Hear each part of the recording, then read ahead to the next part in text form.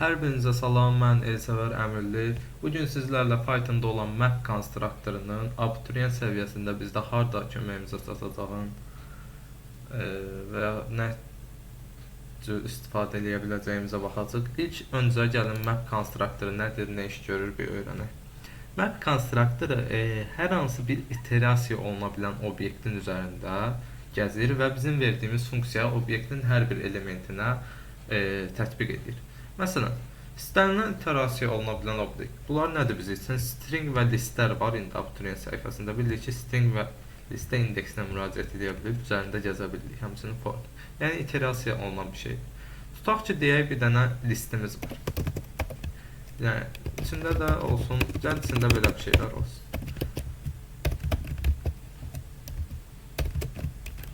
3 dənə element olsun, string olsun, amma rəqəmlər olsun. Nə edəcəm? İndi map konstruktoru ilə biz bildik ki, bunun üzərində iterasiya edə bildim. Məqsədim budur ki, bunun hər bir elementin intə çevirim, yəni integer tipə, tam ədəd tipinə çevirim. Bunu normalda eləmək istəsəm belə eləyə bilərdim. For i in range, indekslə gəzərdim. Hər indeksdəki elementə, elin i-ci indeksindəki elementə onun int formasını mənimsədərək hər bir elementi, belə deyim, intə çevirərdim. Tutaq ki, sonra cəmini tapmaq istəyirəm. A deyə bir dəyişənə sum L deyirəm və print A deyirəm. Nə etmiş oldum? Listə olan string tipindəki rəqəm simvolların cəmini çıxışa vermiş oldum. Ədəd tipinə çevirib. Bu hissəni biz əvəzləyəcəyik map konstruktorunun köməyi ilə tək sətrə çevirəcəyik. Necə? Fikir verin, burada nə etmiş olduq?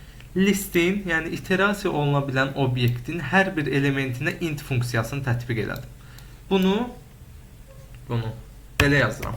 Elə mənimsədirəm, map konstruktorunu çağırdım.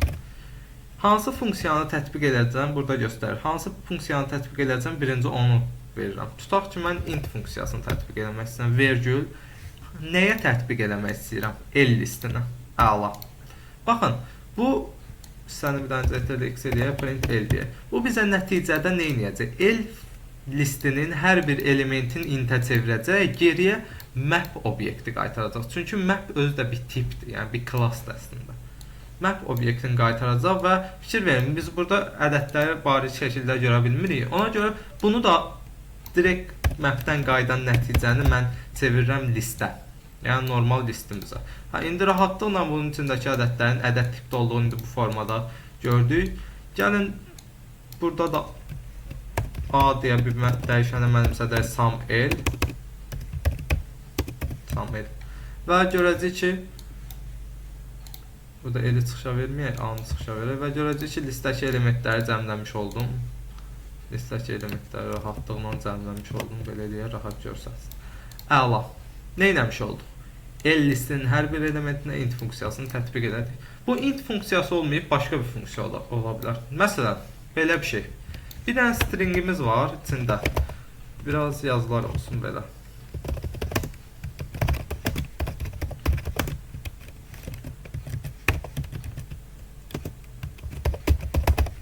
Aha. Fikir verin, boşluqla ayrılmış sözlərdən ibarət bir dənə stringim var. İndi mən məqsədim budur ki, bu sətirdə olan sözlər, hər bir sözün uzunluğunu tapım və cəmliyim. Hər bir sözün uzunluğunu cəmliyim.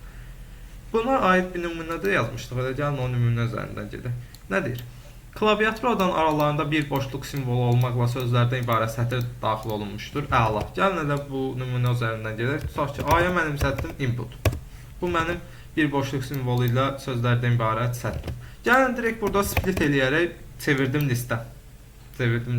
Səbəb nədir listə çevirməyimin? Bəs bayaq dedik ki, map iterasiya oluna bilən bütün obyektlərin üzərində gəzə bilir. Mənə lazımdır ki, tutaq ki, salam sağ ol sözü tikə, salamın üzərində bir iş görsün, sağ olun üzərində bir iş görsün, bütöv görsün, düzdür? Mənə lazım deyil ki, s-nın, a-nın, l-nın, a-nın, m-nın üzərində tək-tək iş görsün. Mən yazsam ki, əgər tutaq ki, map nə bilim, len a. Bu nə etmiş olacaq split olmasa? S-nın uzunluğun, a-nın uzunluğun, l-nın uzunluğunu tapmış olacaq. Mən amma istəyirəm ki, söz yazsın. Yəni salamın, sağ olun uzunluğunu tapsın hər birinin. və geriyə qaytarsın. Mən də onu nə bilim el adlı bir şeydə saxlayıram.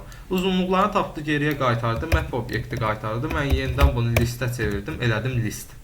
İndi rahatlıqla sum print sum el deyə bilərəm. Run vurdum. Görürsünüz 5 5 10 geriyə qaytardı. Bu formada. Biz amma belə özümüz yazıydığını eləyəcəkdik. Yenə bir dövrdən istifadə edəcəkdik. Söz gəzəcəkdik və uzunluqların yenə len funksiyasının köməyi ilə tapa biləcəkdik. Bir başqa nümunəyə baxaq. Burada qeyd etmişik. Bir klaviaturun daxil edilmiş sətirdə olan rəqəm simvollarının cəmini çıxışa verən proqramı Python dilində yazın. Baxın, yenə bir sətrimiz var. Bundakı rəqəm simvolları lazımdır mənə. Rəqəm simvollarının cəmi lazımdır. Əla. Belə bir yol izləyə bilərik burada. Əslində gəlin biraz daha maraqlı olsun deyə belə bir şey eləyək. Özümüzdən bir dənə funksiya yazaq def.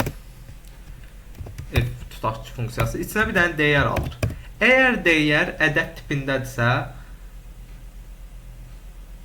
onu neynəsin?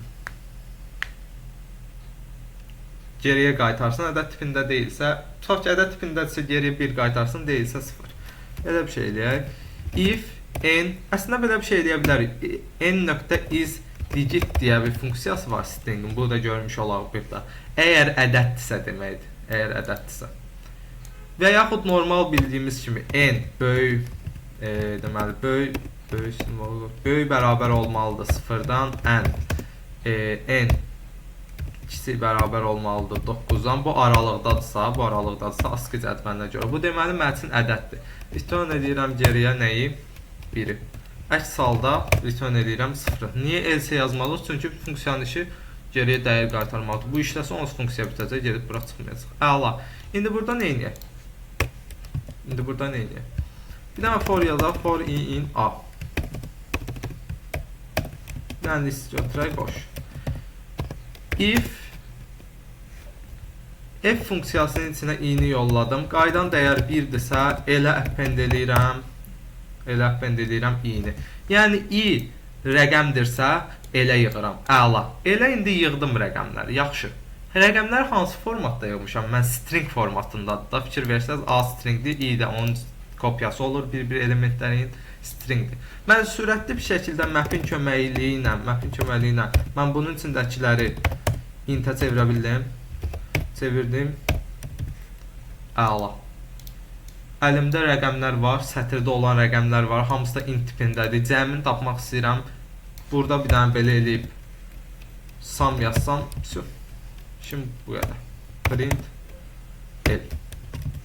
Cəmləmiş oldum. Bu da olar. Bu əslində bu funksiyanı burada yazdığımızı burada da yaza bilərdik. Sadəcə funksiyadan da istifadə eləmiş olaraq deyə dedim. i-nə əvəzləsəm bunlar işimiz həll olur. Funksiyadan da canımızı qutaraq. İndi funksiya ilə maraqlı bir nümunəyə baxacaq. Bu formada. İndi gəlin map'in içində öz yaratdığımız bir funksiya istifadə edək. Tutaq ki bir dənə yenə n funksiyamız olsun. Geriyə nəyi qaytarsın? Ədədin tutaq ki 2 misl. Əla. Bir dənə də listimiz olsun. İçində ədədlərimiz olsun bu formada. İndi yenə elə mənimsədirəm list. Belə bir şeydir. List map f funksiyasını yolladım, l-i yolladım. Nə etmiş oldum? L-in hər bir elementi üçün f funksiyasını icra elədim. Map obyekti yarandı, listə çevirdim. Gəlin tapa verək görək nə görsənəcək. Run vurdum. Elementlərin 2 misilləri oldu bizdə.